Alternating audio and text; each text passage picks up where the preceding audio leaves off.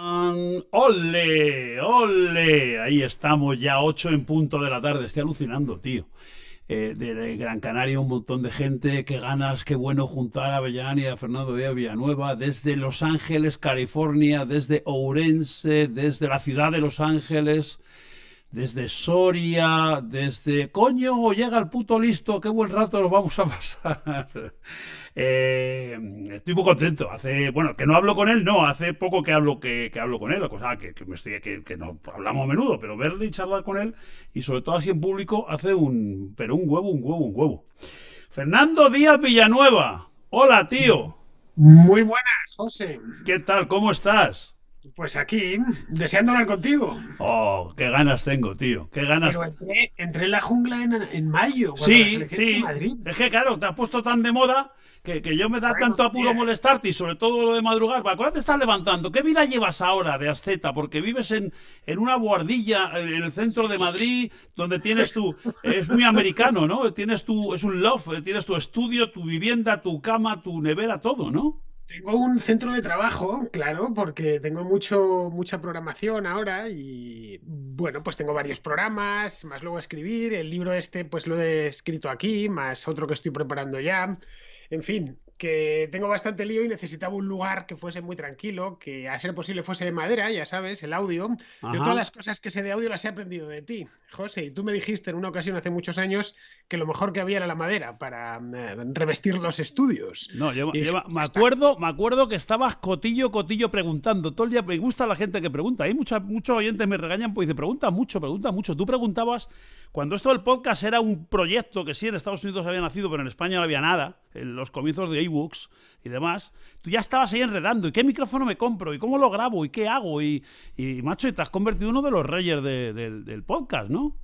Bueno, fui uno de los pioneros, eso es cierto, y claro, el que llega primero da dos veces, y luego también que he sido muy trabajador, es decir, en los últimos 5 años y medio no he parado, he ido creando espacios, etcétera. Hagamos Y un bueno, resumen de las tengo cosas que estás colgando y con qué regularidad o frecuencia, que son para mí todos el los primero. A días. ver, dime, vamos a Todos ver. los días. Vale, pero Yo ¿qué? subo la contracrónica todos los días, de lunes a domingo. Lo único que los viernes es contrahistoria. Y Sí. luego además tengo una serie de programas de contras que son sobre libros se llama Contraportada, sobre cine se llama Contraplano, sobre música se llama Contrapunto. Tengo algunos programas en vídeo. Hay uno que se llama Contraventana, que lo hago aquí en un pequeño estudio que tengo de vídeo. Ajá. Otro que hago por la calle con una cámara que se llama A la Contra. De hecho, hoy por la tarde he hecho uno en el Retiro. En fin, que he ido sumando cosas a lo largo de estos años, enriqueciendo la producción y me ha acompañado el número de suscriptores, de lo cual yo me alegro. En el tema del podcasting llegué pronto, de los primeros, por lo menos en español, y eso me ha permitido pues descubrir esto antes que mucha gente que está entrando más tarde, Y ¿no? Vamos, que ya no tiene secreto para mí. el tema del podcasting con ambición internacional, desde ambición que es una realidad del primer día, ¿no? En América Latina Sí, sí, está sí, muy sí. posicionado, ¿no? Claramente, sí, sí, sí, sí, yo lo vi desde el principio. Vamos, el primer año sí que trataba más temas de España, pero vi que realmente los temas se repetían. Dije, todos los días estoy hablando lo mismo, desde hace 2 semanas o casi lo mismo, dando vueltas en torno a lo mismo. Entonces empecé a fijarme qué es lo que sucedía al otro lado del Atlántico. En Estados Unidos más o menos lo seguía porque leo la prensa estadounidense, pero no tanto en Sudamérica. Así que empecé a ver lo que sucedía en Sudamérica, en Centroamérica, en México, en los países grandes. Y a partir de ahí empecé a tratarlo. Fue una transformación poco a poco, paulatina, y hoy ya básicamente hago política y economía internacional para público hispano, es decir, de habla española, esté donde esté, que tenga ciertos intereses, que le interesen los temas de la energía, de la bolsa, de las elecciones que hay aquí o allá, etcétera. Vamos, que los temas que llevo, los que siguen la contracrónica, los conocen bien y son grandes temas. Qué Es decir, bueno, los tío. puede encontrar en una revista, por ejemplo, ¿no? Los analizo, le dedico media hora, los trato de la manera más desapasionada posible, muy analítica, y parece ser que la receta funciona. Así que nada, Y España, persevero. España te interesa poco, ¿no? Es que España es un rollo, José.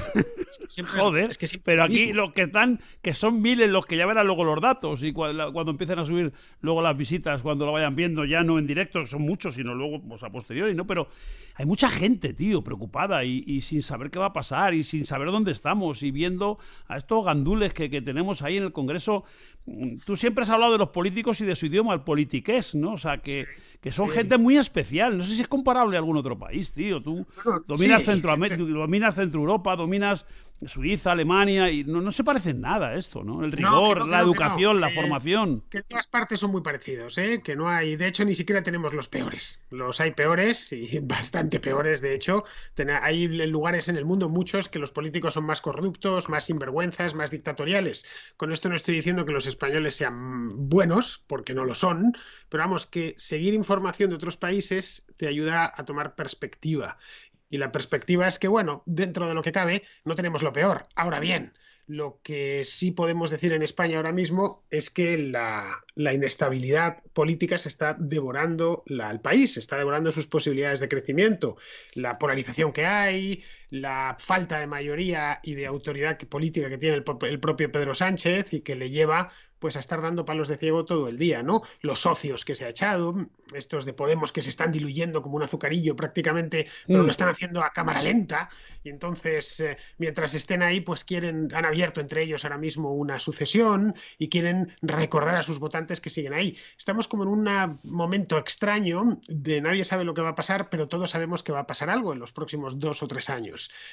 Ahora, yo no soy adivino, entonces no lo puedo saber. Cuando pasa algo gordo en España lo llevo, evidentemente, pero es que rara vez pasa algo gordo. Eso es lo cierto. Todos los días politiqueo. Déjame que marque, porque el reto personal que tengo hoy es en una hora hablar de todo lo que quiero hablar. O sea, que esto es casi imposible. Pero empecemos por el libro, que es el leitmotiv de esta charla. ¿Qué es la contrahistoria de España? Sí, señor. Aquí lo tengo yo también. ¿Qué es la contrahistoria de España? Esto me lo propuso la editorial La Esfera de los Libros. Me dijo que bien, que si quería escribir un libro y sobre qué tema y tal, y les comenté que por qué no hacía un libro sobre historia de España, que ya había hecho alguno en el pasado, que recuperaba esa tradición mía que tenía, había escrito varios, pero con una editorial grande y seria como es la Esfera de los Libros, porque yo hasta este momento había trabajado con editoriales muy pequeñas, que tenían una distribución pésima, que no te trataban muy bien, al punto que yo en el año 2012 decidí dejar de escribir libros en papel, y así lo conté en mi página web. Bien, vuelvo en el año 2021 con una editorial que es muy profesional, es una gran editorial, esta de la Esfera de los Libros, me han dejado absoluta libertad, y yo le propuse hacer esto.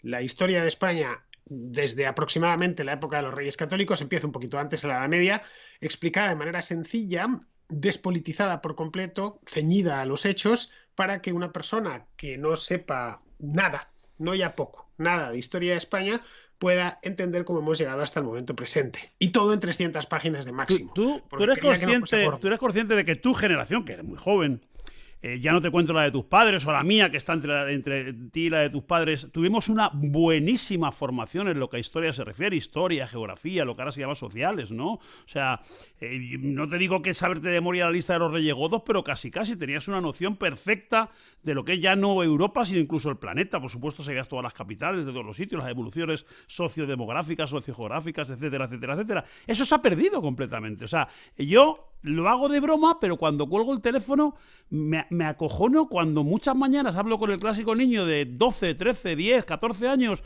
que cumple años y le meto los dedos en la boca con ¿de dónde eres? De Murcia. Digo, coño, ¿qué provincias tienes cerca así que yo puedo visitar? No tienen ni idea de las provincias que lindan con Murcia, pero no tienen ni idea de los ríos. Ya no te hablo de los ríos ni de los afluentes. No saben nada de nada, y de historia no saben nada.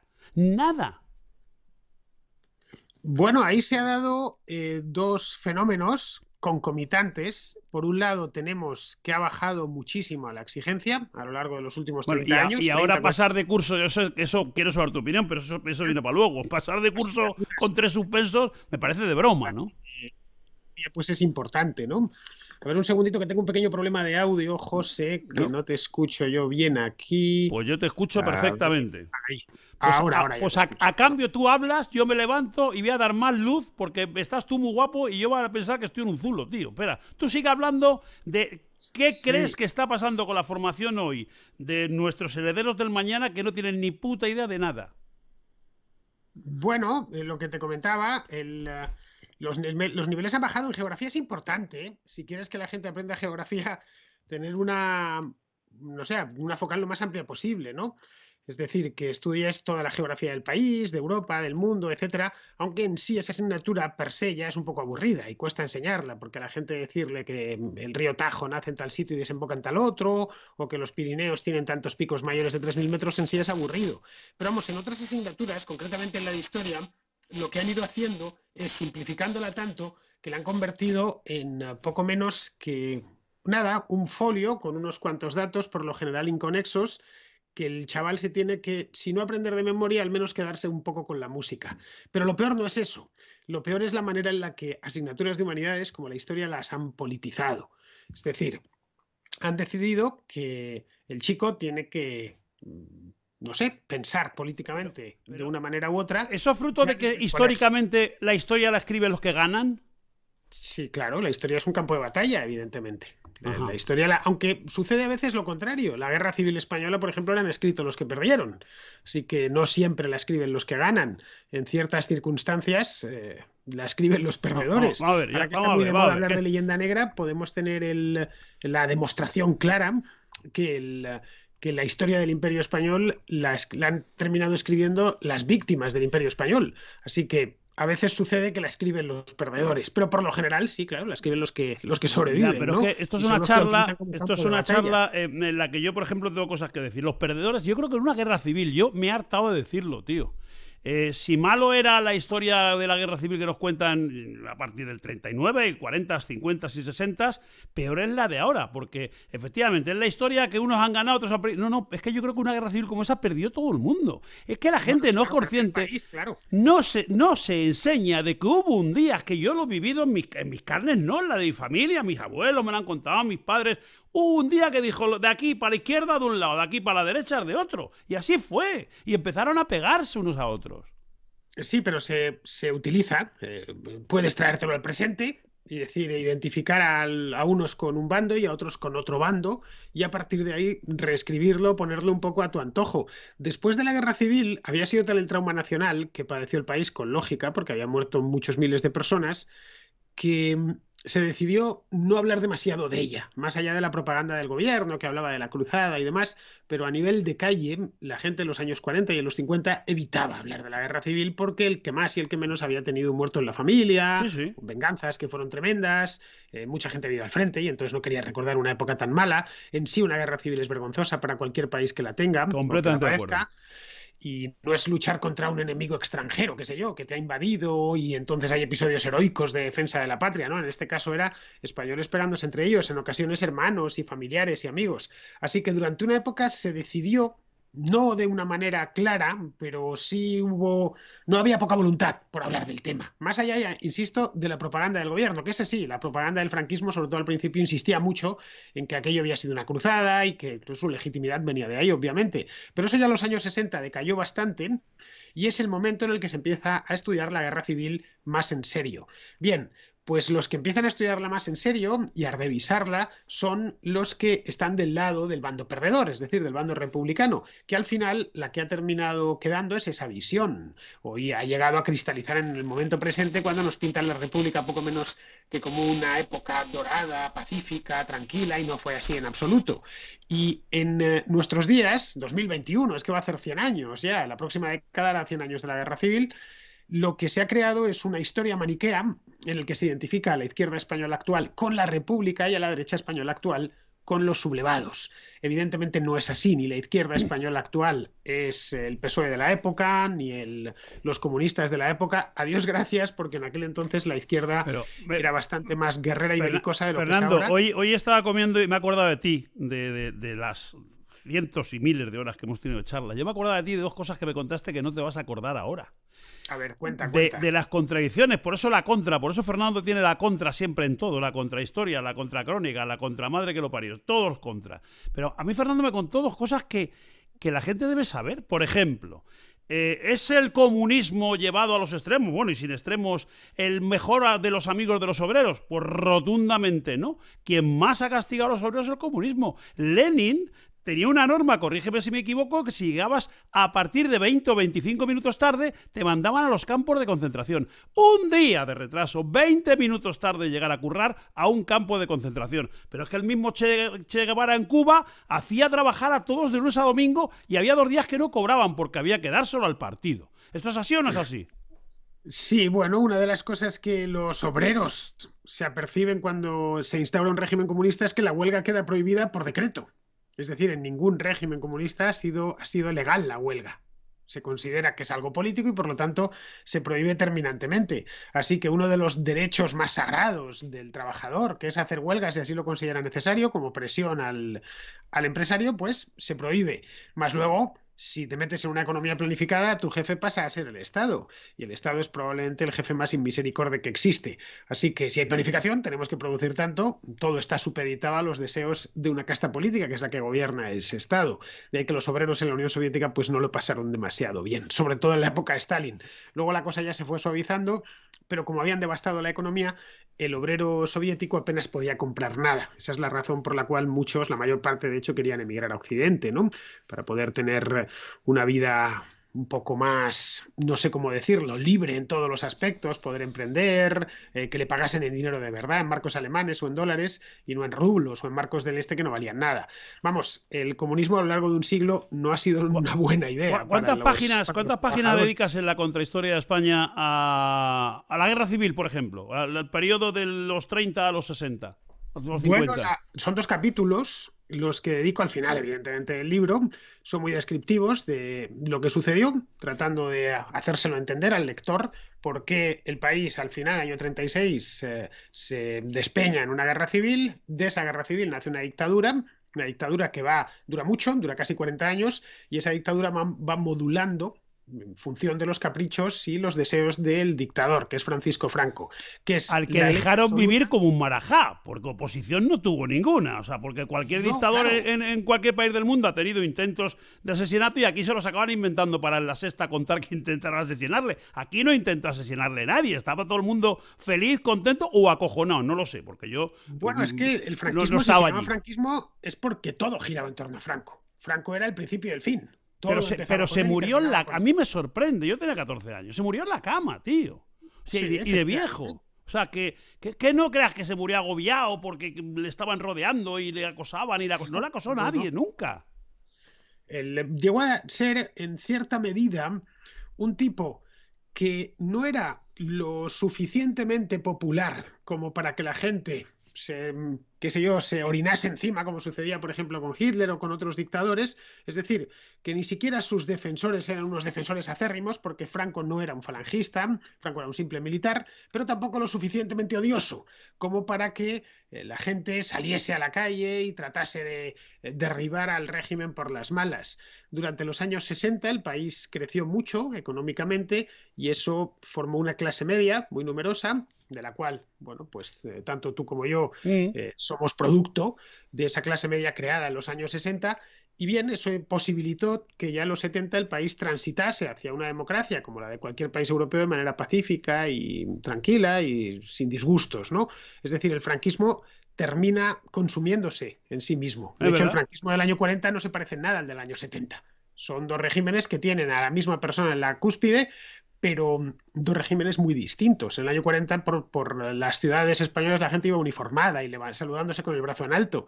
En el año 70 uno va a Madrid o a Barcelona, bueno, hay imágenes de esa época y en el aspecto externo no se veía una sociedad militarizada ni nada por el estilo. Más, Barcelona en los 70 es un ejemplo de modernidad en toda Europa. O sea, sus universidades y la vida en Barcelona y la apertura de Barcelona en los 70 era envidiada en toda Europa, ¿eh? Y estábamos en plena dictadura, te hablo, ¿eh? El país se enriqueció muchísimo, caray, pasó a del, pues casi del tercer mundo al primer mundo, no hemos salido de él afortunadamente desde entonces, y la prosperidad era ojos vista. Es decir, la época de los años 60 y la primera mitad de los 70, pues fuera de España el desarrollismo, la renta per cápita se duplicó, el PIB crecía a ritmos chinos durante los 60 en España, a ritmos del 8, del 10%, la gente se pudo comprar un automóvil, comprarse una casa, etcétera, y eso la verdad es que sirvió de colchón para que luego en la segunda mitad de los 70 el país hiciese esa transformación política, porque a efectos prácticos el país ya había cambiado.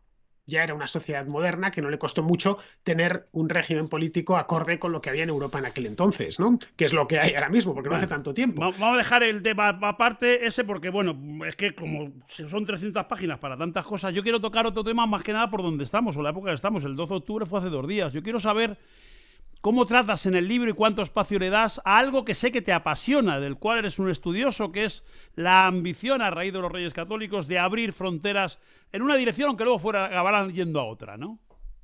Bueno, eso bastante, claro, es digamos la parte nuclear del libro, que es la Edad Moderna, que es desde que los reyes católicos consiguen hacerse con las coronas de Castilla y Aragón, en el año 1479 ya son reyes de los dos reinos, y a partir de ahí van con un proyecto más o menos claro, al menos para su reinado, que termina materializándose en la entrada de la Casa Habsburgo, en la corona española, y a partir de ahí hay un siglo de expansión absoluta de todo lo hispano, porque se encuentran con América, no tenían intención de hacerlo, pero se la encontraron. Ajá. Colón realmente no se dirigía a América, no sabía que existía, se dirigía hacia la India, hacia el Extremo Oriente. Él de hecho pensó que murió muchos años después, ya en el siglo XVI, pero al morir en Valladolid pensó que había llegado a la India, que realmente había llegado a Asia.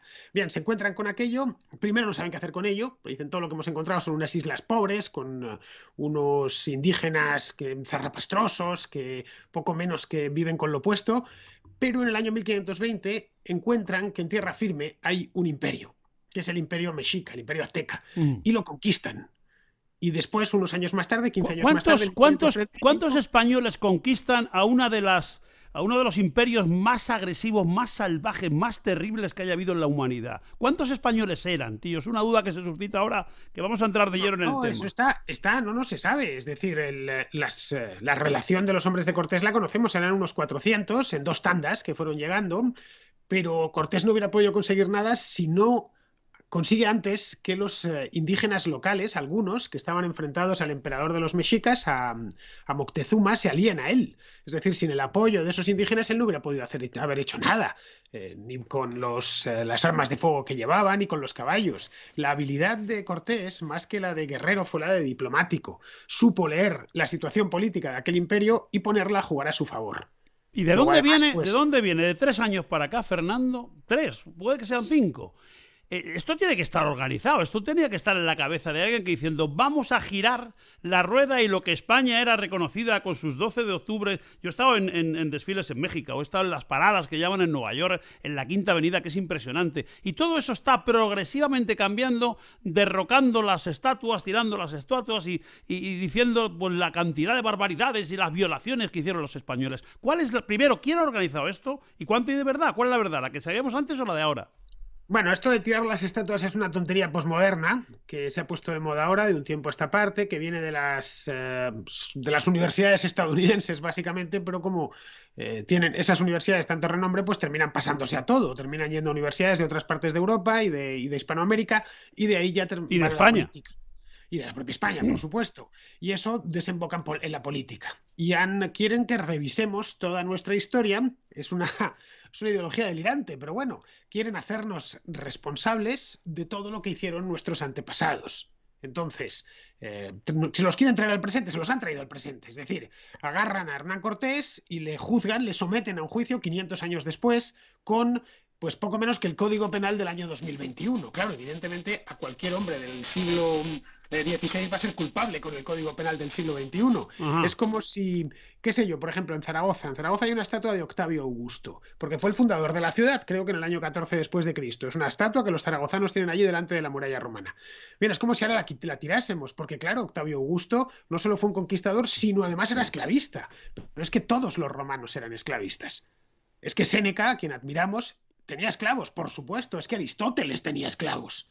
Eran seres humanos de otra época. Es como si el día de mañana a nosotros nos juzgan por vivir conforme a los valores de nuestro tiempo y respetando escrupulosamente las leyes de nuestro tiempo. No, pues es lo lógico que nos juzguen con eso, no con las... Pero ¿fuimos tan violentos como nos quieren contar? ¿Fuimos tan violentos como los ingleses o como los franceses o como los holandeses muchos años después? ¿O portugueses? Bueno, el mundo del siglo XVI era un mundo muy violento, mucho más de lo que es el nuestro. Era un mundo en cierta medida despiadado. La gente moría casi por cualquier cosa. Los niños, me comentaba el otro día un amigo, Alberto Garín, que había estado viendo los certificados de nacimiento históricos en el Burgo de Osma, en Soria, y que le había llamado la atención, Alberto es historiador y este tipo de cosas de archivo las hace a menudo, que le había llamado la atención como en el Burgo de Osma del siglo XVII, prácticamente el 80% de los fallecimientos eran niños. Es decir, que veías uno de 60 o de 70 años, 7 niños, otro de 60 o de 70 años, 7 niños, así. Eso era el mundo de nuestros antepasados. La vida humana era breve, era brutal, estaba llena de privaciones, cosas como una pandemia arrasaban, se llevaban por delante a un porcentaje de la población considerable, del 10, el 20%. La peste de Sevilla en 1659 se llevó por delante a más de la mitad de la ciudad. La mató. Es como si ahora, qué sé yo, en Madrid de pronto hubiesen muerto por la COVID, no sé, 2 millones de personas, una cosa así. Pues imagínate el trauma que nos crearía. A eso estaban acostumbrados nuestros antepasados. Despachaban los asuntos de una manera más recia de lo que lo hacemos nosotros. La pena de muerte, que a nosotros nos puede parecer escandalosa, horrorosa, a cualquiera de nuestros antepasados le parecía justa. Eran sus valores y vivían conforme a ellos. Así que cuando llega Cortés a México o llega Pizarro al Perú, lo que es un hombre, un europeo de principios del siglo XVI, con el sistema operativo propio de los europeos del siglo XVI. Y los que había allí viviendo, los indígenas que había allí viviendo, que habían construido civilizaciones importantes, como el caso de los incas o los aztecas, los mexicas, vamos, que es el nombre correcto, eran gente de su época, cuando dicen es que los mexicas hacían sacrificios humanos. Claro, estaban en ese momento, digamos, de desarrollo. Los europeos también habían hecho sacrificios humanos miles de años antes, pero es que iban desde el punto de vista tecnológico retrasados con el viejo continente. No porque fueran tontos, sino porque los americanos se habían quedado aislados durante Sí, 15.000 pero años. Fernando, ¿cuál es la verdad de la llegada y del proceso de colonización de los españoles, de los miles que van llegando ya con el paso de las décadas después? Y vamos violando a las indias, y vamos matando a los indios, porque a mí la imagen que, entre otros, tú mismo me has dado, y hemos coincidido en Sudamérica en algún viaje, es que, hombre, es que eran las cosas propias de la época, pero sin embargo, a diferencia de otros, ahí tienes catedrales, colegios, universidades, ahí tienes un legado de gente que los propios indígenas se les daba incluso la categoría de nobles a muchos de ellos en aquella época. Tú piensa una cosa, tú matarías a tu fuerza de trabajo, la torturarías. No, Los españoles no, estarías tirando piedras contra tu propio tejado. Primero porque no se les podía matar gratuitamente, porque desde muy al principio de las primeras leyes que son todavía de tiempos de los reyes católicos, la vida de los indígenas se protege. No se les puede esclavizar. Eso es prácticamente desde el inicio. A los indígenas de América lo prohíbe la corona terminantemente, y por supuesto no se les puede matar gratuitamente a no ser que esos indígenas estuviesen haciendo la guerra. En ese caso pues sería una muerte en guerra, pero no se puede masacrar a la población. Así que eso desde el principio. No hay ningún ánimo por parte de los españoles de reemplazar a la población, como si, por ejemplo, sucedió en Norteamérica con los británicos. No quisieron reemplazar a la población de la española, de lo que es hoy la República Dominicana. No quisieron reemplazar a la población del Valle de México. Lo que tenían era la vocación de crear una sociedad que fuese igual que la española. Lo que hicieron fue extender los sí, límites del lugar de donde conseguir venían. tierras para el Reino de España, o sea, eso es. No exactamente, tierras para ellos mismos, porque bueno, para ellos mismos, pero sometidos al rey de España, claro. Pero la conquista de América es una de las razones por las que fue tan rápida, porque es que en un siglo ya se había conquistado todo lo que interesaba al continente, y muy poca gente, además, 60, 70.000 españoles como mucho, era que fue privada. Eran, entre comillas, empresarios privados. Los conquistadores, todo se lo pagaban ellos. Ellos simplemente iban a la corte, se capitulaban y le decían al rey, pues, majestad, voy a invadir tal cosa y voy a conquistarla. Y cuando la conquiste, será parte de su reino. Eso sí, yo a cambio quiero una serie de títulos, me tiene usted que nombrar adelantado, lo que sea, ¿vale? Y de lo que yo me encuentre ahí, una parte se la voy a enviar.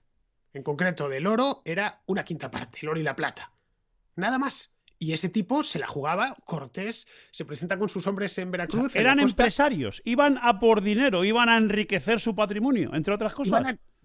Bueno, más que a enriquecer su patrimonio, iban a conquistar tierras que no tenían. Pero que les darían una rentabilidad, supongo. ¿Sabes? Bueno, claro, se quedaban como señores de aquellas tierras. Claro. Por supuesto, la conquista hoy es implanteable porque está prohibida por el derecho internacional, pero en aquel entonces, y está prohibida desde hace poco, la guerra de conquista, desde el año 1945, pero en aquel entonces era perfectamente legítimo. Las guerras eran continuas en Europa. Les estaban los reinos y los principados pegándose los unos con los otros. Cuando, en el año 1520, cuando se conquista México, aquello, bien, en España se recibe, con alborozo, entiendo, por parte de la corona, porque le han dicho que hay muchas riquezas, pero nada más. Donde tiene la cabeza en ese momento Carlos V no es en México, es en las guerras de Italia, porque está peleándose con el rey de Francia por quedarse con Nápoles. Es decir, eso en la lógica, la manera de pensar de aquellos hombres, de que son nuestros antepasados, era normal. ¿Y cómo puede ser? Más fuerte que el otro, te lo quedabas. ¿Cómo puede ser que de 20 días para acá el imbécil del Joe Biden coja una bandera con 80 y pico años de lo que hemos sido los españoles, lo que hemos hecho los italoamericanos y los hispanoamericanos, que arrasando y violando? Pero tío, ¿y vosotros? ¿Y vosotros que ibais exterminando? ¿Y vosotros que en el año 2021 prohibís votar a gente? Y yo he estado allí, a las que tienes encerrados en reservas. Todavía están encerrados en reserva. Y no pueden votar los indios. No pueden votar. El tema de Biden del otro día, este hombre está un poco gaga. Y yo creo que lo hizo básicamente porque ¿cuántos españoles hay viviendo en Estados Unidos? Pocos. Es decir, hay poca gente que se puede ofender con los italoamericanos. Bueno, pero hispanos hay muchos. Sí, hispanos hay mucho, pero esos hispanos no se sienten vinculados a España. No se metió con los mexicanos, ni con los hondureños, ni con los argentinos. Fue directamente a los españoles. Claro, nadie le va a responder y no va a perder ningún voto. Lo hizo sabiendo exactamente lo que hacía. Y luego ya de paso, teniendo en cuenta que la población anglosajona en Estados Unidos proviene de donde proviene, de una limpieza étnica, pues, en fin, tapaba un poco sus propios orígenes. Los Estados Unidos se conforman como se conforman, avanzando hacia el oeste y haciendo una limpieza étnica tras otra. Ellos, primero los ingleses y luego ya los Estados Unidos, como país independiente, van declarando guerras a los indios, las Indian Wars, y van sacándolos del sitio y echándolos cada vez más y exterminándolos literalmente. Hablamos del salvaje oeste, pero eran indios que muchas veces estaban en el este y que habían ido yendo hacia el oeste. Nada de esto sucedió en Perú. Nada de esto sucedió en México. Los españoles no vaciaron de indígenas el valle. ¿Y por qué no había? Es que me cago en la leche puta. ¿Por qué nadie le ha contado en la tele estos días? Un ministro, un erudito, un presidente del gobierno. ¿Por qué no ha salido a decir, este señor, el Biden, es un gilipollas? La verdad fue esta, porque la verdad es la que es y no se puede negociar. Pues por una mezcla, yo creo, José, de ignorancia y complejo. Ambas a partes iguales. Por una ignorancia, a los políticos no les pidas demasiado, y menos en estos temas. El político de historia no sabe mucho, más allá de 4 cosas, 4 lugares comunes. Y luego complejo. Es decir, muchos de ellos yo tengo que seguir esto que me han dicho porque es, digamos, la historia oficial. No me quiero desmarcar, no vaya a ser que digan que estoy justificando el genocidio o algo así. Los políticos ya sabes que se la cogen con papel de fumar. Y con esto, evidentemente pasa, después de haberlo dicho Biden, ni de broma. Las relaciones ahora mismo entre Pedro Sánchez y Biden no están en su mejor momento, están de hecho en su peor momento. Así que solo basta buscarse más problemas. Pero vamos, que no vas a encontrar casi ningún político en España, salvo excepciones, que conozca a fondo la historia de su propio país. Pero nadie va a poner las cosas en su sitio. No va a haber una voz discordante con las corrientes que hay ahora a nivel mundial. Está poniendo, claro. Está así. Y es un debate historiográfico muy rico y muy interesante que está teniendo lugar. El otro día, entre el 11, el 12 y el 13 de octubre, he visto en todos los informativos tirar las estatuas de Colón, quemar nuestra bandera en un montón de países, pero no he visto salir a nadie que diga, oiga, pare, déjenme que les cuente, que no fue exactamente así. Bueno, ahí hay un documental que se acaba de estrenar, que se va a estrenar, bueno, lo hicieron el preestreno la semana pasada, estuve yo en el Cine Capitol, que me invitaron, que está muy bien, se llama España, la primera globalización, y va precisamente de esto. El documental creo que se estrena, bueno, mañana, sí, el día 15, justo mañana, se va a estrenar en cines en toda España. Es un documental que les ha costado Dios y ayuda sacarlo adelante. El documental está muy bien, yo la verdad invito a todo el mundo a que vaya a verlo, y precisamente lo que trata es de romper una lanza por... no ya por reinterpretar la historia de otra manera, simplemente conocerla. El caso de la conquista es probablemente uno de los temas más manoseados y más injustamente tratados de toda la historia de España. Y ojo, los que deberían conocerla bien no somos tanto nosotros los españoles de hoy en día, que a fin de cuentas no somos herederos de los conquistadores, sino los mexicanos de hoy en día, los guatemaltecos de hoy en día, los peruanos, los ecuatorianos, etcétera, que ellos sí son los descendientes directos de los conquistadores. Estoy de acuerdo. Los conquistadores se quedaron, no volvieron a España salvo contadas excepciones. Yo lo he contado muchas veces, hace muchos años, debió ser mi primero o segundo viaje a México, hace muchísimos años. me tocó un taxista pesado, porque, tío, los taxistas de aquella época escribían y sumaban y restaban con dificultad, pero la historia se la sabían con todo tipo de detalles de lo que le habían enseñado en el colegio. Era la época en la que unos taxis cochambrosos y tenía que hacer un recorrido de 30 o 40 minutos y cuando me preguntó dónde era o me conoció por el acento, me empecé a contar la vida de Hernán Cortés y la vida de todos los que estuvieron y de la pobre India y que le robaron. Es que sus abuelos, y ya me harté y le dije, mira, para usted un momento. No pienso discutir ni 2 minutos con usted de todo lo que me está diciendo, pero lo que sí le juro por la gloria de mi madre es que mi abuelo no estuvo aquí. Será el suyo el que estuvo aquí. El mío no. Mío sé dónde estaba y mi bisabuelo también sé dónde estaba. O sea, no, hombre, no, joder. Claro, efectivamente. El tuyo se quedó en el tiemblo. Claro. No se fue a América a hacer las Américas. Probablemente de toda tu familia tú fuiste el primero que fuiste a América. Seguro. En el siglo XX. Sí, es decir, que en cierto modo estamos defendiendo la memoria de sus antepasados, no tanto de los nuestros. Tienen un problema en Hispanoamérica, en muchos países, concretamente en México, que es el país donde más acusado es el problema, de odiar a sus padres y haber enaltecido a sus abuelos o a los que ellos consideran que son sus abuelos, que son esos indígenas, ¿no? Tienen un problema serio. Así que caray, lo deberían resolver ellos. Les podemos echar una mano, les podemos exponer las cosas tal y como sucedieron. Es que hubo atrocidades, claro, en todas las conquistas hay atrocidades. También cometieron atrocidades los romanos cuando conquistaron Hispania, que lo hicieron a sangre y fuego en ciertas zonas como el norte. Y no tenemos ningún problema, todo lo contrario, nos sentimos orgullosos de provenir de la antigua Roma y de hablar un derivado del latín y de tener derecho romano, etcétera, y de toda nuestra historia. Bien, pues algo parecido, una visión parecida deberían recuperar. Simplemente, sin culpas, tampoco sin excesivos orgullos. Pasó lo que pasó, fue como fue, y el resultado, concretamente en México, es que el país no existiría si no hubiera sido por la llegada de esos españoles en el siglo XVI. México es un producto de los indígenas que había y la sociedad española que se puso por encima, nada más. Los mexicanos hoy, en su mayor parte, por no decir prácticamente todos, hablan castellano. Es una república hermana nuestra que se parece mucho a España y no es casual.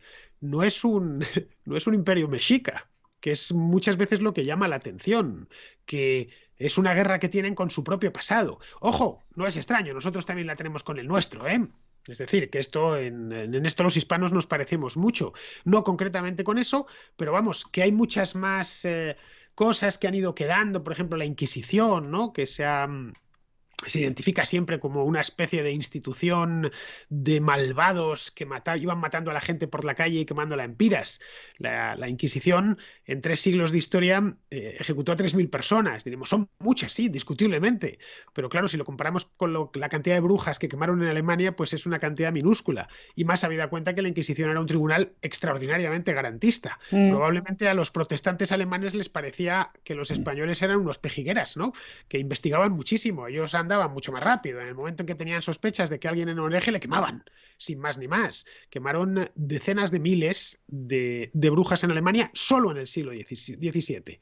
Ya te digo, lo de la Inquisición española, que es digna de estudio y está muy bien, fue una institución que hoy sería implanteable, evidentemente, pero que en una época en la que la tolerancia religiosa no existía, ni en España ni en ningún otro país. Es decir, no, es que los españoles eran unos intolerantes religiosos y lo eran todos en aquel entonces. No existía en la Europa del siglo XVII la tolerancia religiosa, esa es una idea moderna. Bien, la Inquisición al menos dio garantías. Esto es algo que desde hace años ya muchos historiadores lo han trabajado, tanto españoles como extranjeros.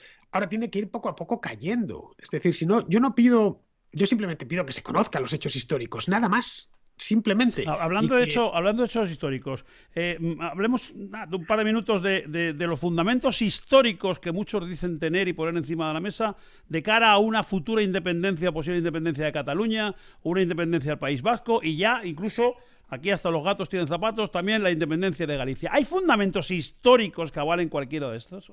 Bueno, por haber fundamento histórico, pues hay fundamento histórico para que se independice el tiemblo. Ya está. Tuvimos un concejo. No, porque si lo pedimos no lo van a dar los cabrones. Tú puedes fabricar el caso para cualquier independencia. Porque aquí historia tenemos todos. A mí hay una cosa que me hace mucha gracia cuando dicen, es que esto es una comunidad histórica. Te dicen, qué sé yo, el País Vasco, Galicia. Bien, y Madrid no tiene historia, pero si Madrid tiene un fuero desde antes de que lo tuvo Bilbao. ¿Y por qué no se usa el de Madrid? ¿Por qué en Madrid no se usa y en Bilbao y en Vitoria y en San Sebastián sí? Bueno, porque han tenido un discurrir histórico distinto al nuestro, en concreto en Madrid, porque, bueno, se vino la corte en 1561. Pero vamos, que historia tenemos todos. Tú puedes sobre la historia fabricar lo que quieras, lo que te dé la gana. Puedes fabricar que Cataluña es lo más español del mundo, como pasó a finales del siglo XIX, cuando los catalanes como Prim o como Pi Margall se peleaban por gobernar en España, ¿no? Y la Barcelona de 1870 era la ciudad más española de todas, o no digamos ya el País Vasco de esa misma época, o lo contrario. Con los mismos argumentos puedes construir lo contrario. Bien, aquí ya dependerá de la gente del lugar. Es decir, si, no lo sé, hubiese un 90 o 95% de catalanes que quisiesen la independencia, ya poco habría que hablar. Ya lo de menos sería la historia. Ya tendríamos que ver el modo en el que hacemos un divorcio civilizado. El problema es que no hay un 90% y ni mucho menos un 95% de catalanes que quieran la independencia. Por eso están como están. La cosa está aproximadamente a la En tu mitad. opinión, si un día se vota un referéndum, si un día se llega a votar un referéndum de estos, ¿debemos votar todos o solo los catalanes? Bueno, lo más que es que para que hubiera el referéndum habría que cambiar la Sí, sí, sí, Constitución. lo sé, lo sé. Y para Pero si cambiar la se llega a Constitución tenemos cambiar que algún votar día, todos. Claro, sí, tendríamos que votar todos no, para... para cambiar la Constitución sí, pero en el posible referéndum de autodeterminación de Cataluña deberían votar los de Cuenca, porque A ver, esto es el ejemplo que se pone. Oiga, esto es una casa, una familia, y estamos hablando de separar una habitación. Tendremos que votar todos los que vivimos en esa casa. para cambiar la Constitución tendríamos que Sí, para eso votar sí. para cambiarla y después la nueva Constitución. Habría que votar dos veces. Si en la nueva Constitución ya se ha estipulado que basta con que vote una comunidad, es suficiente. Es Ujú. decir, al final es la Constitución la que te marca esas cosas. De tal manera que si vamos en una dirección o en otra, de cualquier manera vamos a tener que votar todos, porque la Constitución es para todos. Si se desmonta, la tenemos que desmontar todos y con la aprobación de todos. Esa es la razón por la cual en 2017 hicieron lo que hicieron. No querían pasar por atravesar ese paso. No querían, qué sé yo, ir a una reforma constitucional. Puigdemont y compañía, porque sabían que la tenían muy difícil. Bueno, pues vamos por las bravas. Pero en el momento en que tú te saltas la ley para una cosa, ya te la puedes saltar para lo que quieras. El desafuero de Puigdemont y compañía fue de tal calibre que cualquiera hubiera podido venir a quitarle el poder a él con la misma. No, es que yo vengo aquí, tengo un mandato del pueblo, un mandato democrático de no sé qué, y a usted le puedo quitar el poder. La ley está por encima de los hombres. Cuando a mí algún independentista catalán me pregunta, ¿estás a favor de la independencia de Cataluña? Pues, a ver, personalmente no. Me gusta que Cataluña forma parte de mi país. Ahora bien, si el día de mañana los catalanes lo deciden así, pues habrá que Pero cambiar la dicho de otra Constitución, pero manera, tenemos que ir de la ley a la dicho de ley. otra manera, ¿hay tanto fundamento histórico para que un día lo pida Cataluña como para que lo pida Extremadura? ¿Se Sí, puede? fundamento ¿Sí? histórico es para lo que quieras. Y hay fundamento histórico para que Portugal y España se reunifiquen. Pues ya los tuvieron en el pasado. Y hay fundamento histórico para lo que quieras. El fundamento histórico lo puedes encontrar.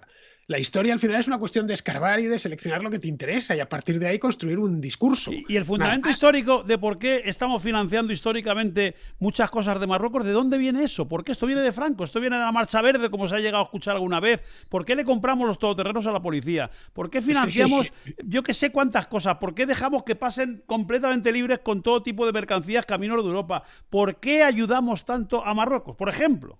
Bueno, porque más vale, creo yo, esto ya no es Por historia, miedo. es geopolítica actual. Creo que con buen tino los distintos gobiernos españoles han tratado de tener más o menos contento al gobierno de Por Marruecos. miedo. Porque, bueno, miedo, ten en cuenta que siempre será mejor el gobierno actual de Marruecos, por muy mal que nos caiga, a que hubiese allá abajo un Un Daesh o un ayatolá, sí. IS. Es decir, que tuviésemos un régimen islámico. Entonces sí que tendríamos un problema serio. Eso que decían es un hijo de puta, pero es nuestro hijo de puta. Bueno, Sí. pues en este caso creo que la cosa va por ahí. Tienen la llave de la inmigración, tienen la llave del tráfico de drogas, así que porque España en el norte de África controla dos ciudades, que son Ceuta y Melilla, pero el resto son cientos y cientos de kilómetros de costa que no puede controlar y por ahí puede salir cualquier cosa. Así que en cierta medida se compra eso. Que luego está el problema del Sáhara que hace de compensador y es el que genera toda la inestabilidad. Lo que vimos ahora con Brahim Ghali de este año, lo de el asalto a la verja de Ceuta. Pero vamos, que si te fijas, la política de los gobiernos españoles, todos, desde el año 56 que se independiza Marruecos, que se independiza en parte de España, el norte de Marruecos, el Rif, era un protectorado español. Hasta el momento presente ha sido templar gaitas. con ese vecino, sabiendo que es mejor templar gaitas y tenerle tranquilo o aproximadamente tranquilo que enfrentarse con él. No vas a sacar nada bueno de ahí. Vamos, a mí no me parece mala idea tener una buena relación o por lo menos cordial relación con los marroquíes. ¿Por qué los que más reciben del Estado, históricamente, vamos, desde la transición para acá, básicamente Cataluña y el País Vasco, son los que más disconformes están y ahora que se están negociando presupuestos, siguen pidiendo más y descaradamente, públicamente? El otro día salieron y dicen, cuidado un momento, que es que nos tienen que dar, ya no sé qué queda por darle. ¿Y por qué, insisto, Extremadura, Castilla y León, Castilla-La Mancha o Galicia, que no reciben una mierda, no se quejan nunca? Porque ahí les hizo un regalo en la ley electoral en los años 70 ¿Y que por no han qué terminado nadie de nunca. los que ha tenido mayoría absoluta que utiliza el argumento que vas a utilizar tú no ha cambiado eso? Porque no les conviene, porque siempre les necesitan para una cosa. ¿Tú crees que Pedro Sánchez va a cambiarlo ahora? Rajoy al final, a pesar de que tuvo la mayoría absoluta, tampoco quería molestar. Felipe González tampoco y tuvo mayoría absoluta durante mucho tiempo, Sí, la tuvo sí, Aznar y y tampoco Aznar movió también, nada sí, por sí, si sí, sí, acaso en sí, el sí. futuro los Todos lo necesita. prometen en campaña, eso y la independencia judicial, pero el día que ganan, si te he visto no me acuerdo. Sí, claro, y además siempre piensan en que los van a necesitar de una manera u otra. Y es así, porque si hay algo constante en la historia de España de los últimos 40 años, es el factor regulador de los nacionalistas. Todos los gobiernos, sin excepción, han tenido que tirar de ellos. No olvides que lo último que hizo Rajoy antes de salir del poder fue cerrar los presupuestos con el PNV. Eh. Eso fue de lo último que hizo. Es decir, estaba sentado con un partido nacionalista, en este caso el vasco, viendo a ver cómo sacaba los presupuestos. Sí, Pero y esto Maroto se sentó con Bildu un montón de veces en Vitoria, o sea, que es que no, esto lo no... que haga falta con tal de apuntalar el gobierno en Madrid. Si se cambiase esa ley electoral, que yo creo que es algo que urge, porque están sobrerepresentados y al final de lo que se trata es de que los españoles estén representados de la manera más precisa posible.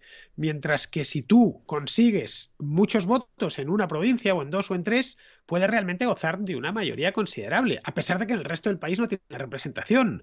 En Alemania eso, por ejemplo, no es posible, necesitas un 5% nacional. Si aquí fuese necesario un 5% nacional para entrar en las Cortes, pues los catalanes entrarían con un poquito, pero por la mínima. Y por supuesto los vascos o los gallegos no entrarían, no llegarían a un 5% nacional. Pero claro, como basta con un porcentaje mínimo provincial, con eso es suficiente. Y esa es la razón por la cual tienen tanto peso. Se dejan querer los dos partidos grandes, ¿no? El PP y el PSOE, porque necesitan gobernar. Mira, Pedro Sánchez ahora, si estamos en un caso de chantaje extremo, porque no es que no tenga la mayoría absoluta, es que está hiperdebilitado. Lo que le pidan. Todo con tal de seguir en la Moncloa. Ese es uno de los problemas heredados del 78 que no se han terminado de resolver. Una de las polémicas de las últimas 48 horas es la frase, no sé si acertada o no, de Pablo Casado, de estamos literalmente en bancarrota. Esto es un default. ¿Es verdad? ¿Estamos en bancarrota? Bueno, si el Banco Central Europeo no siguiese comprando deuda, es decir, bonos españoles, sí, claro. Esto es un 100% del PIB lo que debe el Estado. No, un Lo que 100% pasa es no, que, es un bueno, 130 y 100 y pico algo. por cien ya. Lo que pasa es que está enchufado al respirador del BCE, que le compra los bonos y sin problemas. Esto es desde hace años ya. Esto no es una cosa de ahora, lo único que ahora con la COVID y tal, la pandemia, pues ha ido a más. Pero sí, por supuesto, y como España, Italia, y como Italia, Francia. El BCE al final se ha Pero si convertido no es malo de en ver, que eso sostiene a estos. los americanos lo tienen muy claro. O sea, es más, uno no es más rico en Estados Unidos el que más dinero tiene, sino el que más capacidad de deuda tiene. O sea, el que los bancos más confían en él porque es un tío emprendedor que monta negocios, monta empleo y monta demás. Entonces, dicho esto, no es malo de ver, pero hay un plan de que algún día amorticemos lo mucho que debemos y nos pongamos normales como el resto. Hay un plan para no tener un 50 y pico por ciento de paro juvenil. Hay un plan para no tener el 38% de paro femenino. Hay un plan para que los políticos dejen de robar y dejen de entrar y dejen de ser carentes de todo tipo de formación, cultura y educación. ¿Hay un plan para eso? No, te lo digo ya, ninguno, cero. Van solucionando sobre la marcha. Ahora, bueno, tienen un Tú plan que eres para un que los tío de chavales Centro de Europa, 18 de años... mentalidad alemana y suiza, ¿hay algún tío como Iceta, con todo mi respeto, que yo no tengo nada contra Iceta, pero un tío que lee con dificultad también, que estuvo 6 años en primero de carrera y le echaron para allá, que tiene que ser torpe para leche, y que sea ministro de Educación y de Deporte, tío, que no ha hecho deporte en su vida, como ha reconocido él? Bueno, los ministros ya no son lo que eran. Antiguamente un ministro solía ser alguien muy significado, un gran abogado, un catedrático y tal. Hoy puede ser ministro literalmente cualquiera, porque puede ser diputado cualquiera. No se pide nada, bueno, nunca se ha pedido nada, en Si principio. quieres tener un perro, te van a pedir un carné a partir del año que viene, y para ser ministro, no. Bueno, eso forma parte del envilecimiento de la política general. Si te fijas, echar un vistazo a las Cortes es descorazonador a veces. Los personajes que, bueno, pues que pululan por ahí, ¿no? De un nivel bastante bajo. A ver, a mí que los políticos tengan nivel bajo, por un lado me molesta, porque claro, van a tomar decisiones propias de estúpidos, pero por otro lado me deja algo tranquilo, porque cuando un político es muy listo, hay que temer. Yo temo a los listos, no a los tontos. Esa es la verdad. Si se van a poner... Piensa que una de las cosas que nos salvó de, por ejemplo, de Manuela Carmena en Madrid es que estaban peleados entre ellos. Básicamente, dejaron un remanente de gasto brutal, ¿no? Así que sean excesivamente listos, no. Pero bueno, no estaría de más que al menos el ministro de Educación efectivamente tuviese estudios, que en este caso no los tiene, pero eso sí, Z es un tío que lleva toda la vida en política, que es de lo que se Como trata. todos los que están ahí, de los 350, 300, les han crecido los dientes. Yo digo que siempre son los tontos de la familia, y los padres ya de la nueva generación de los 80 decían, como me ha salido tonto, niños, vete por la mañana a la Juventud Socialista y por la tarde a nuevas generaciones. Hasta el primero que te ofrezca una nómina vas a llevar y pegar carteles y hacer bulto con la banderita. Bueno, No es una broma, es que lo estoy diciendo completamente en serio, que conozco casos. O sea, que iban Bueno, por es la una mañana a un carrera partido, por la como tarde a cualquier otro, otra. y el primero que le hacía la nómina, pues mira, ya tenemos al tonto colocado. Antes se le colocaba al ayuntamiento y era el partido. Sí, sí, es una carrera. Tú la has visto, has conocido a muchos que Mucho, sin haber hecho muchísimo. nada en su vida se han metido en política y bueno, no les va mal. Los Pero últimos en luego entrar han sido los de criminalizan a Mancio Podemos. Ortega o criminalizan a Julio Iglesias ahora, que lleva desde el año 68 viviendo fuera porque tiene sociedades no sé, en Barbados o en las Islas Británicas Vírgenes. Oiga, que este señor se fue en el año 68, que no viene a España a vivir desde el año 68. Bueno, es que el peor suele odiar siempre al mejor, por regla general. Es decir, eso hay cierta aristofobia entre las gentes, los mediocres. Vamos a odiar a los mejores. ¿Cómo no van a odiar a Mancio Ortega? Es que es imposible que no le odie gente así. Gente que no ha hecho nada en su vida, nada útil, quiero decir, en su vida. ¿Cómo no va a odiar a un tipo que lleva toda su vida trabajando e innovando? Como es el caso de Amancio Ortega. Al margen de la cantidad de puestos de trabajo que ha creado, que son miles, de la riqueza que ha creado a su alrededor. ¿Cómo no van a odiar a alguien así? Eso es lo normal. Lo raro, lo que sería extraño es que no le odiasen. Yo diría, ¿te pasa algo? ¿Te ha subido la fiebre? ¿Cómo es que no odias a cualquiera que tenga un poco de éxito? Automáticamente es un poco de éxito por sus propios méritos, quiero decir. Es decir, que no se deba a que le han dado dinero o que lo haya conseguido por la política a través del Estado. Cualquiera que haya tenido algo de éxito por sus propios medios. A ese tío hay que destruirle. Por si alguien Y no eso lo es sabe, continuo. Fernando Díaz Villanueva es el responsable de la llegada de Pablo Iglesias No, eso es mentira. a la primera línea de batalla, es el que le introduce, igual que a él le invitan en la tuerca de los años 2013-2014, y él iba con regularidad y encajaba los golpes. Pues él también introdujo en otras tertulias más a la parte conservadora, pues introdujo a Pablo Iglesias o a su entonces la novia, ¿cómo se llama? Coño, la de que es amiga tuya, la de que estaba Tania. La exnovia Pablo La exnovia, Iglesias, sí. Bueno, entonces, ¿te han defraudado mucho? O sea, como decía Sabina, ¿gustaba la música y te dejó de gustar la letra, o al revés, o no? Pues tú las conocías desde mucho antes de que todos tuviéramos noción de que estaban ahí. Sí, yo iba a su programa este de La Tuerca, un programa en el que disfruté mucho durante años, porque fue unos cuantos años, desde la época heroica, ¿no? De La Tuerca, que era una cosa muy de andar por casa.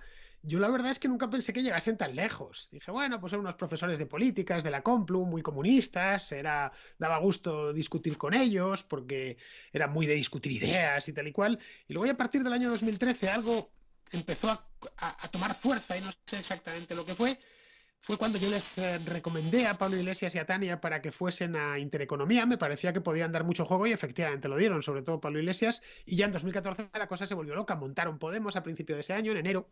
Y bien, pues ahí los tenemos, ¿no? Pablo Iglesias, de hecho, Pero yo cerró el supongo que ciclo, ¿eh? cuando tienen la primera primer gran triunfo electoral, que son unas europeas, y ya se veía que inminentemente Sí. había luego unas generales, creo, ahí tú te alegras, ¿no? Como yo me alegré, o sea, era savia nueva. No daba tiempo a pensar dónde iban, coño, pero van a remover todo esto que está ya anquilosado y viejo.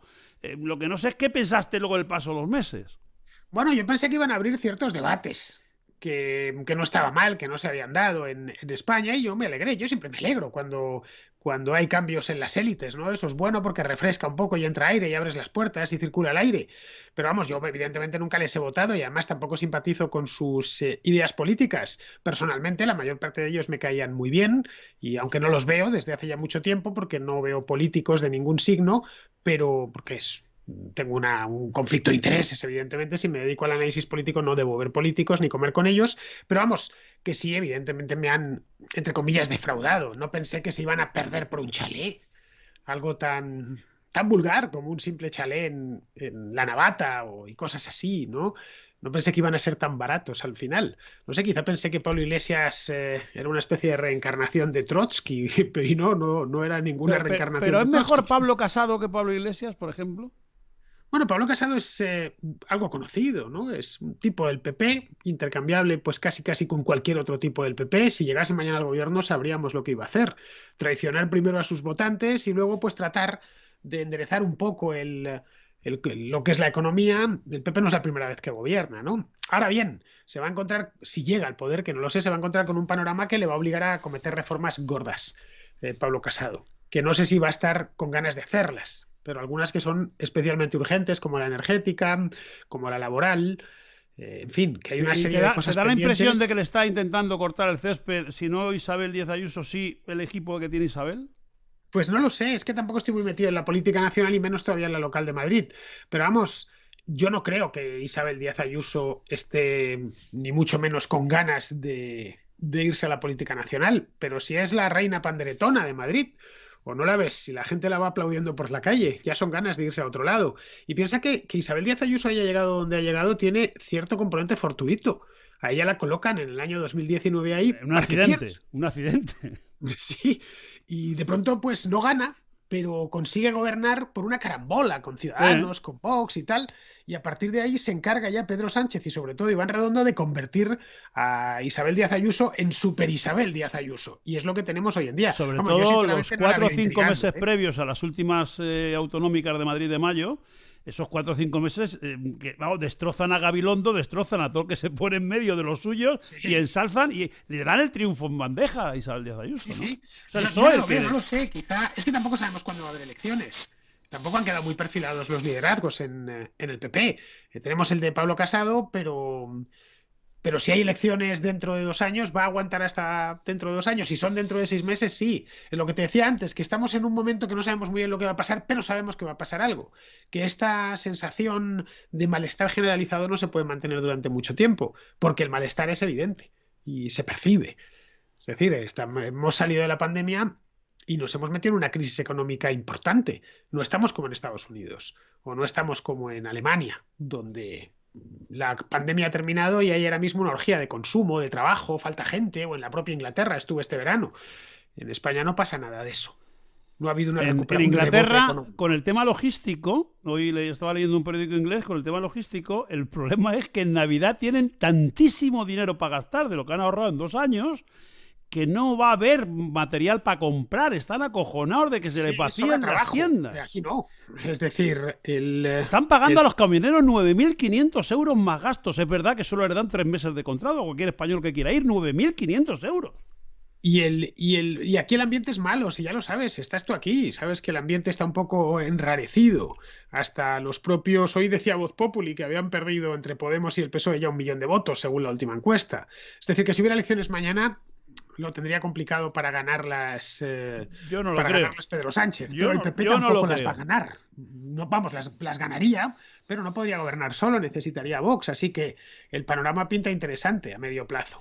Resumiendo, la contrahistoria de España. Aquí, efectivamente, El, aquí lo tenéis. el libro sí, está ahí y yo lo tengo por aquí también, que es un libro Aquí está. es un libro precioso, aquí lo tengo yo aquí a mi derecha, es un libro muy bonito, es un libro que ha escrito Fernando, que es un genio, que es un tío de los tíos más talentosos y los más que he conocido en mi vida, y que además lo bonito y atractivo es que son 300 páginas, poco más, Sí, para que sí, sepas sí. qué pasa en España, desde cuándo empieza, desde cuándo, desde el En la Edad Media, 1492. hago un pequeño resumen en la Edad Media, cómo se conforman los reinos cristianos y luego ya me meto con los reyes católicos. Ajá, vale, pues desde ahí hasta la transición, hasta la Constitución del 78, ¿no?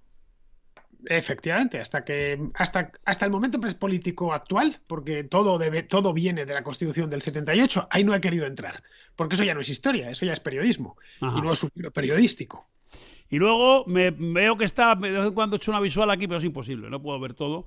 Me preguntan, jo, pero Fernando, ¿cuáles son alguien que sale por la tarde? Aunque luego tiene la oportunidad de verlo, dentro de un rato lo vuelven a colgar en Twitch. ¿Cuáles son los podcasts que tienes ahora mismo y con qué regularidad? Todos los días en YouTube te Todos los pueden días, encontrar. sí, todos los Que se días. suscriban, que pongan Fernando Díaz Villanueva, y está la La Contracrónica, Contracrónica la está en Contrahistoria, que es iVoox los y en YouTube. viernes, luego música, luego, ¿qué más? Música y arte. Cine No, y libros. cine y libros también. ¿Y libras algún día? No, no, ninguno. Ni falta que hace, ¿verdad? Te va a aburrir si Libra va a ¿Para qué? gastar, si Libra va ¿Para a qué? gastar dinero. ¿Vas en Aquí, bici? ¿Vas en bici aquí o tú no? ya sabes que yo tengo cierto componente calvinista en la ¿Eh? vida. ¿Te Que no mueves? bebo, como mal y que estas cosas, ¿no? No, no, Bueno, come fatal, es muy aburrido, muy aburrido. Solo lee, solo... ¿Lees papel o ya no lees papel? bueno, este está en papel, pero No, procuro pero evitarlo.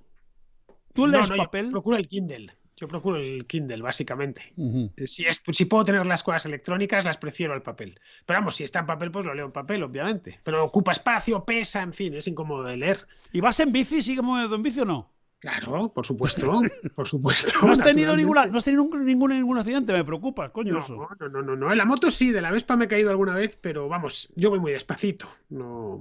Y con la bici voy con cuidado, voy con mi casco puesto y procuro ir siempre con mucho cuidado, extremando las precauciones. Pero vamos, Fernando, millones de gracias, jo, me encantaría repetir. nada, Es que me gracias da a apuro ti. llamarte. Fíjate cómo nos conocemos hace años, pero me da apuro. Dios, tiene tanto lío este No, hombre pero joder, me encantaría. Pues es que no veas la que tengo ahí montada, luego lo podrás ver cuando de chat a toda velocidad, bajando, bajando, y que quieren saber y quieren preguntar. Y digo, bueno, pues ya abusaré de él, y lo mismo una vez cada X días le llamo, cada mes. Una vez cada mes vale, le. pues llámame cuando quieras, José, ya lo sabes. Millones, Vale, millones de gracias, tío. Un abrazo gracias a ti, fuerte. José. Cuídate mucho. Hasta luego, Ahora, Fernando.